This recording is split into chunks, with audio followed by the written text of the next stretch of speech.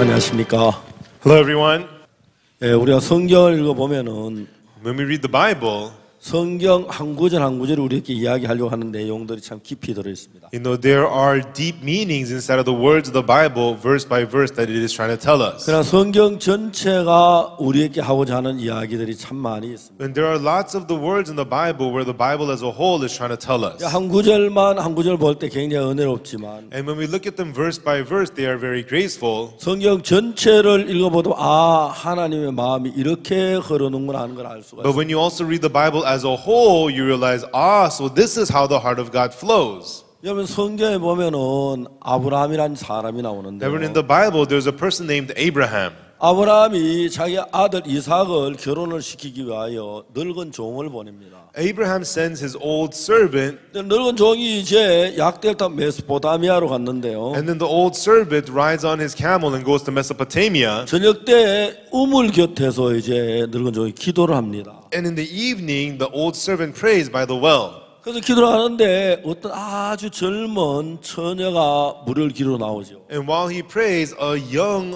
lady comes out to draw the water. 이제 아브라함 늙은 종이 그 처녀에게 이야기를 합니다. And so the old servant of Abraham says to this young lady, 내가 목이 마른데 물을 좀 갖다 마시게 할 수 없느냐. I am thirsty. Could you draw me some water for me to drink? 예, 드리게 당신 약대를 위해서 내가 기로 드리죠. Sure, I will draw water for you, and I will also draw water for your camel. 그래서 이제 이 늙은 종은 그 우물가에서 신부를 얻어서 아브라함의 아들의 아내한테도 이끌어가는 모양을 볼 수가 있습니다. And so at that well, we see that the old servant finds the daughter-in-law for Abraham and brings her to him.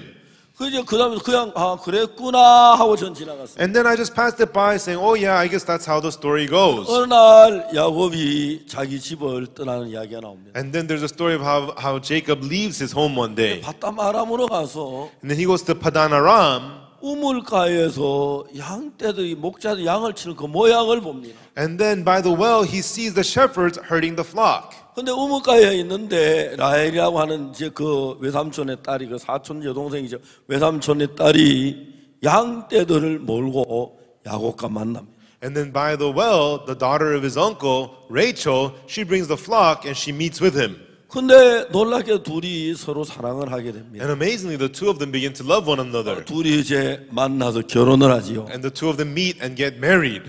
우물가에서 사람들이 만나 결혼하는 이야기가 성경에 있네.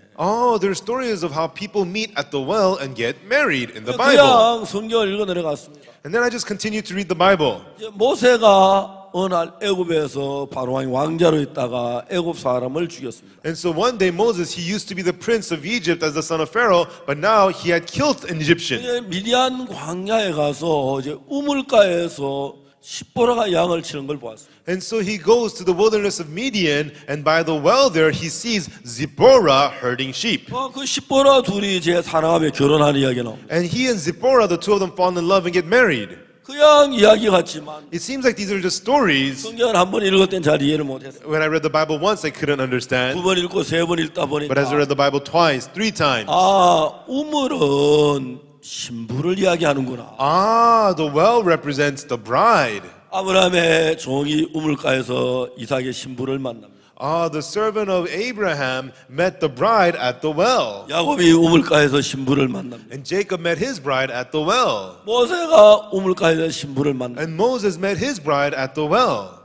여러분 제가 이런 얘기하면 죄송하지만 For me to talk about this, I'm sorry, but 저도 결혼하기 전에 총각 때 before I got married, when I used to be single, 이 성경을 읽어보고 난 뒤에 after reading these verses in the Bible, 우물가에 자주 갔습니다. I often went to the well. 혹시 내 신부감이 있을까 싶어서. Perhaps I'll find my bride there, I thought. 우물가에 너무 많은 여자들이 와서 But so many women came to the well. 어느 신부가 내 아내 대사에 몰랐습니다. And I couldn't recognize which one of them would be my wife. 그냥 성경 읽다 보면 그냥 성경이 우리 마음에 하나하나 가르쳐 주는 게 있는데. And so when we read the Bible, there are things the Bible teaches us one by one. 우물가라고 하는 것은 신부를 가리키면 합니다. And so being at the well represents the bride. 마지막으로 이제 사마리아 여자가 요한복음 4장에 보면 우물가에서 예수님을 만나. And then finally, in John chapter 4, the Samaritan woman meets Jesus at the well. 예수님하고 여자하고 많은 이야기를 했는데 And Jesus and this woman talked about many things. 마지막에 예수님이 그 여자에게 뭐라고 말하냐면 And finally, what Jesus said to her was, 가서 내 남편을 데려오라 그랬어요. and he says, go and bring me your husband. 그 여자가 뭐라게 난 남편이 없습니다. And this woman answers, I have no husband. 예수님 뭐라고 말씀하셨습니까? And then what did Jesus say? 네 남편 5이 있었으나 You have had 5 husbands, 지금 있는 자 내 남편이 아니니 but the one that you live with now is not your husband. 네가 남편 없다는 그 말이 맞다. You have said truly in that you say you have no husband. 이 여자는 5 남편과 살다 이혼하고 6번째 남편하고 살고 And 있습니다. this woman had gone through 5 husbands and now she was living with a 6th man. 물론 6번 남자 다 남자고 좋은 남편이었지만 And all 6 men, they were all good men, good husbands, but 이 여자 마음에 참 남편은 아니었습니다. they could not be the true husband to this woman's heart. 물론 결혼도 했고 Of course, they got married 같이 살지만 and they lived together, but 정말 여자가 자기가 순종하고 따를 수 있고 믿고